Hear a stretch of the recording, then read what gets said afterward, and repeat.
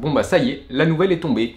C'est la fin de l'ETF MSCI World proposé par Lyxor sur le PEA. Amundi aujourd'hui semble ne pas en avoir fini avec sa restructuration de la gamme de ses ETF, et après avoir connu il y a quelques temps des modifications sur les ETF S&P 500 sur le PEA, c'est aujourd'hui au tour des ETF MSCI World d'être un petit peu bouleversé. Bon, pour remettre un petit peu les choses dans le contexte, pour ceux qui ne savent pas, Lyxor a été racheté par Amundi, et c'est pour ça qu'il y a quelques temps déjà on a été concerné par une modification des ETF S&P 500 sur le PEA. L'ETF Amundi S&P 500 a été modifié avec un nouvel indice de référence qui inclut notamment une composante ESG, bref ça avait fait un petit peu grincer des dents les investisseurs. Et fallait s'en douter, on avait jusqu'à maintenant deux ETF MSCI World disponibles pour investir sur le PEA.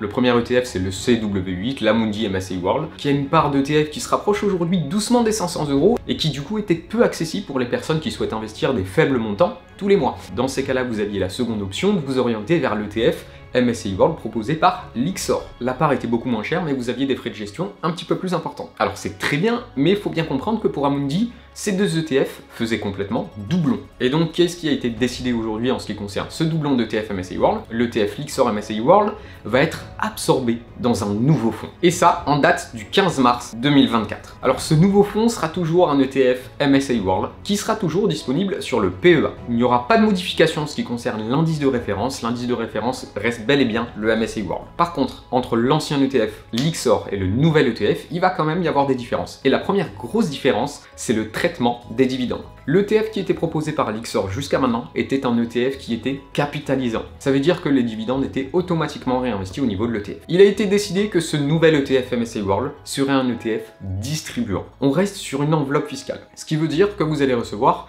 du cash qui correspond aux dividendes. À savoir que les dividendes sur le MSCI World c'est autour des 2%, vous pouvez vous attendre à recevoir du coup 2% de cash sur votre solde d'espèces de votre PEA. Je suppose que vous voudrez les réinvestir. Ça veut potentiellement dire des coûts supplémentaires, notamment en ce qui concerne des frais de courtage que vous n'aviez pas jusqu'à maintenant. Donc oui, c'est un petit peu embêtant parce que vous allez devoir vous embêter vous-même à réinvestir les dividendes perçus sur votre PEA. Par contre, il y a une modification des frais en ce qui concerne le nouvel ETF. L'ETF Lyxor avait des frais de 0,45% de frais de gestion. Le nouvel ETF sera aligné en termes de frais avec l'ETF CW8 proposé par Amundi et proposera aussi des frais de 0,38% de frais de gestion. J'ai pas fait le calcul, mais à mon avis ça s'équilibre notamment en ce qui concerne les frais de courtage qu'on va avoir supplémentaires dus à la perception des dividendes et de l'autre côté en ce qui concerne la baisse des frais de gestion de l'ETF. Par contre, cette modification elle intervient au 15 mars 2024 et le problème c'est qu'aujourd'hui on ne connaît pas la part du nouvel ETF. Alors oui, l'ETF Lyxor était autour de 30 €, on connaît pas la valeur de l'ETF qui sera disponible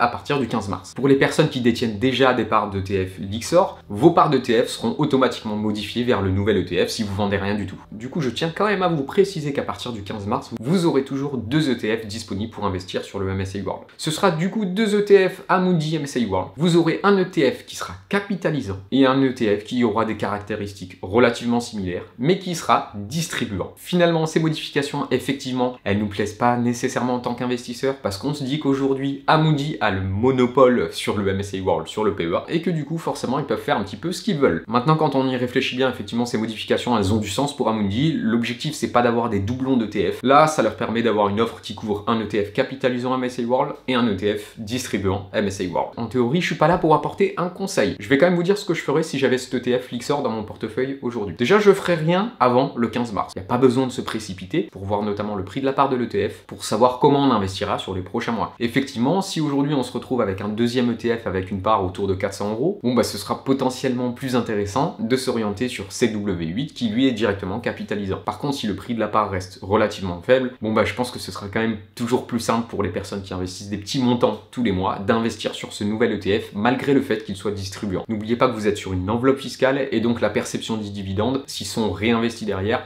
finalement n'aura que peu d'impact. Bref, c'était Antoine, n'hésitez pas quand même à partager cette vidéo, à commenter cette vidéo, à avoir de l'interaction sur cette vidéo pour qu'un maximum de personnes soient informées des modifications qui viennent sur cet ETF Lyxor MSCI World. Il va nous manquer, mais bon, vous inquiétez pas, c'est pas la fin du MSCI World, on va toujours pouvoir continuer d'investir sur un ETF MSCI World. Et en attendant, je vous dis à très bientôt pour une prochaine vidéo.